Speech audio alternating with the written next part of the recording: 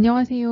오늘은 품사의 체계와 특성에 대해 함께 살펴보겠습니다.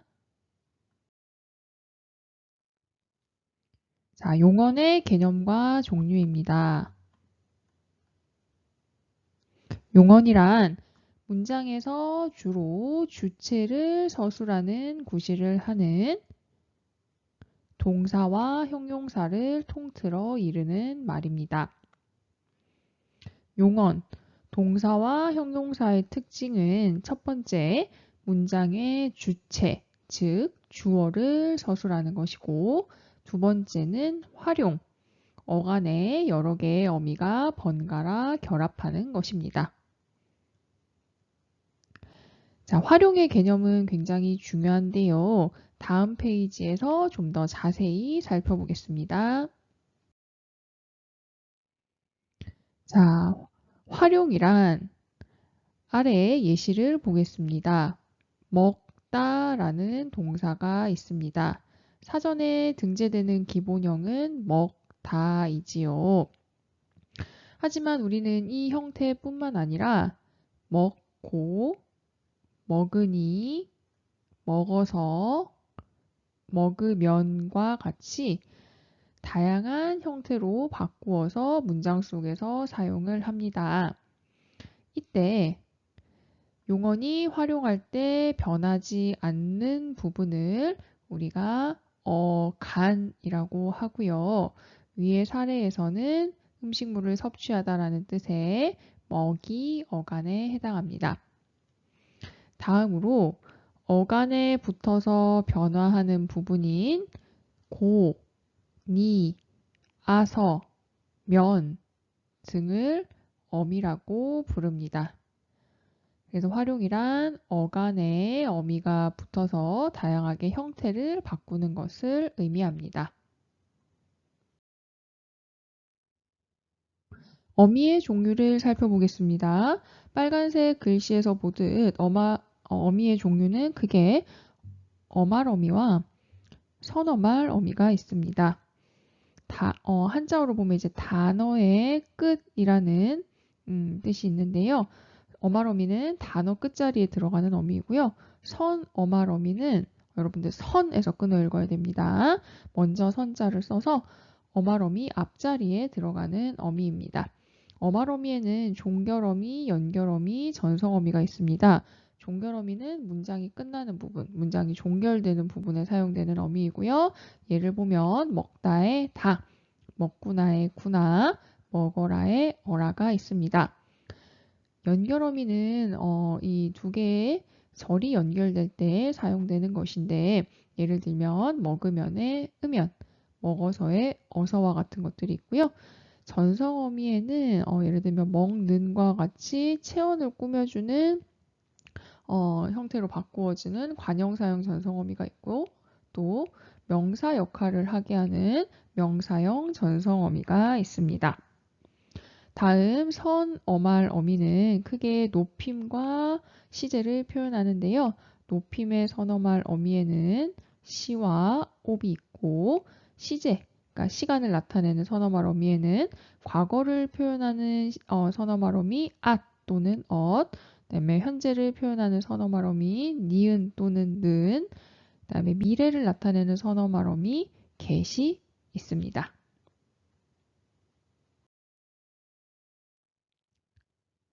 그러면 용언의 종류를 살펴보겠습니다. 용언은 동사와 형용사가 있었습니다. 그러면 첫째 동사를 살펴보겠습니다. 동사는 움직임이나 작용 등을 나타내는 단어입니다. 움직임, 작용 잘 봐두시고요. 크게 두 가지로 나눌 수 있습니다. 먼저 자동사입니다. 자동사는 나타내는 동작이나 작용이 주어에 미치는 동사를 이야기합니다. 예문을 보겠습니다. 나는 자리에 앉았다. 이 앉는 행위를 한 사람은 바로 주어인 나이지요. 그러므로 자동사입니다.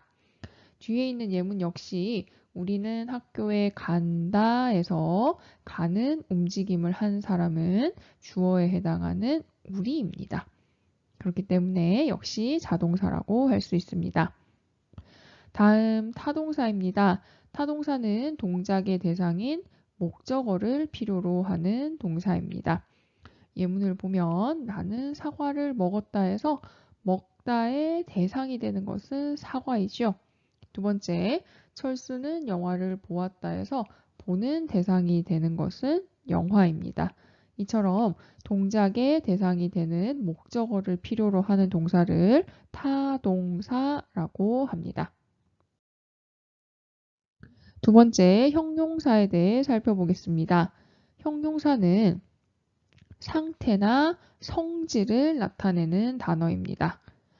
동사가 움직임에 관한 것이었다면 형용사는 상태나 성질을 표현하는 단어입니다. 크게 두 가지로 나눌 수 있는데 첫째, 성상 형용사입니다. 상태나 성질을 나타내는 것으로 예를 들면 수진이는 얼굴도 예쁘고 마음씨도 착하다. 그러니까 수진이의 상태 또는 성질을 표현하는 단어입니다.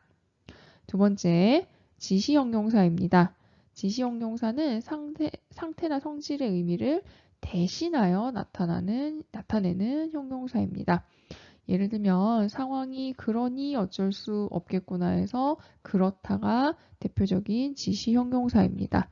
이것이 의미하는 바는 앞문장 또는 전체적인 맥락을 살펴보아야 알 수 있는 것인데요. 앞에 나온 어떤 특정한 상황의 의미를 대신하는 것이라고 볼 수 있습니다. 자, 그러면 이제 용언이 나왔을 때 이것이 동사인지 형용사인지 구별하는 방법을 보겠습니다. 기본적으로는 동사는 움직임, 형용사는 성질이나 상태를 나타내는데요. 이 의미로 구별하기 어려울 경우는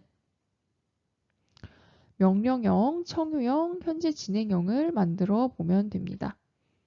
자, 동사는 가능하지만 형용사는 불가능한 것들인데요. 자, 나눠서 살펴보면 대표적인 동사 먹다, 명령형인 먹어라, 청유형인 먹자, 현재 진행형인 먹는 중 모두 활용이 가능합니다. 반면 형용사의 대표적인 형용사인 예쁘다는 명령형인 예뻐라, 그 다음에 청유형인 예쁘자, 그 다음에 진행형인 예쁘는 중으로 우리가 활용하여 사용할 수가 없습니다.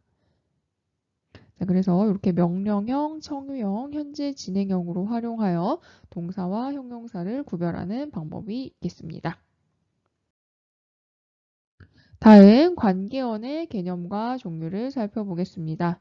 자, 관계어이란 문장에서 쓰인 단어들의 관계를 나타내는 기능으로 조사를 이루는 말입니다.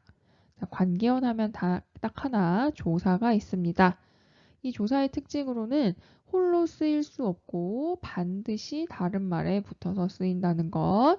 두 번째, 여러 개가 겹쳐서 쓰일 수 있다는 것이 있습니다.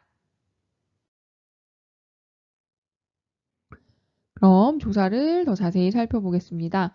조사란 주로 체언 뒤에 붙어서 그 말과 다른 말의 문법적인 관계를 나타내거나 특별한 뜻을 더해주는 단어입니다. 종류에는 세 가지, 격조사, 보조사, 접속조사가 있습니다. 자, 하나씩 더 자세히 살펴보겠습니다. 자, 격조사입니다. 체언 뒤에부터 일정한 자격을 갖도록 하는 조사입니다. 종류에는 다음과 같은 것들이 있는데요. 첫 번째, 주격조사는 체언이 주어의 자격을 갖도록 하는 것으로 이, 가, 깨서, 에서 등이 있습니다. 서술격 조사는 체언이 서술어의 자격을 갖도록 하는 것으로 이다가 있습니다. 목적격 조사는 체언이 목적어의 자격을 갖도록 하는 것으로 을과 을이 있습니다. 을과 르이 있습니다. 다음 복격 조사는 체언이 보어의 자격을 갖도록 하는 것이고 이와 가가 있고요. 관형격 조사는 체언이 관형어의 자격을 갖도록 하는 것으로 의가 있습니다. 부사격 조사는 체언이 부사어의 자격을 갖도록 하는 것으로 에, 에서, 에게, 한테서, 으로 등이 있습니다. 호격조사는 체언이 부름의 자리에 놓이게 하는, 그러니까 무언가를 부를 때 쓰이는 것이지요. 아, 야, 여, 이시여 등이 있습니다. 다음 보조사입니다. 보조사란 체언 등의 어떤 특별한 뜻을 더해주는 조사입니다. 다음과 같은 것들이 있습니다. 어떤 대상을 한정하는 만과 뿐, 다음 대조와 차이를 보여주는 은과 는, 주격조사로 알고 있는 친구들이 있는데 은과 는은 보조사입니다. 또 하나의 의미를 더해주는 마저 조차가 있고요. 시작 또는 먼저의 의미를 더해주는 부터, 역시의 의미를 더해주는 도, 선택의 의미를 더해주는 든, 존대의 의미를 더해주는 요 등이 있습니다. 다음 접속조사입니다. 접속조사는 단어와 단어, 문장과 문장을 같은 자격으로 이어주는 조사입니다. 와, 과, 하고, 이랑 등이 있습니다. 예문을 보면 너하고 나는에서는 너와 나를 하고가 이어주고 있고요. 봄과 가을에서는 과가 봄, 가을을 이어주고 있습니다. 마지막 독립어입니다.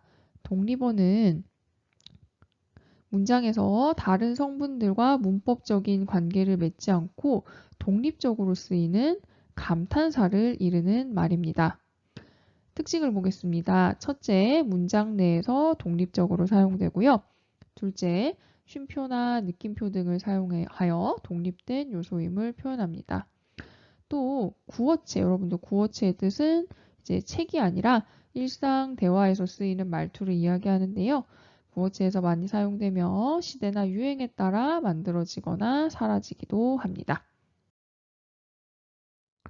독립어의 종류에는 한 가지 감탄사가 있었습니다. 감탄사란 말하는 이의 놀람이나 느낌, 부름이나 대답 등을 나타내는 단어로 다음과 같은 것들이 있습니다. 첫째, 감정을 나타내는 아, 아차, 어머 등이 있고요. 의지를 나타내는 자, 에라, 그렇지 등이 있습니다. 부름을 나타내는 것에는 여보, 여보세요, 야 등이 있고요. 대답을 표현하는 것에는 예, 응, 그래, 오냐 등이 있습니다. 입버릇에는 아, 뭐, 저, 그, 등이 있죠. 정리해 보겠습니다. 용어는 문장에서 주체를 서술하는 동사, 형용사를 이르는 말입니다. 관계어는 문장에 쓰인 단어들의 관계를 나타내는 기능을 하는 조사를 이르는 말입니다. 독립어는 문장에서 다른 성분들과 문법적인 관계를 맺지 않고 독립적으로 쓰이는 감탄사를 이르는 말입니다. 지금까지 품사의 체계와 특성, 용언, 관계언, 독립언에 대해 알아보았습니다. 감사합니다.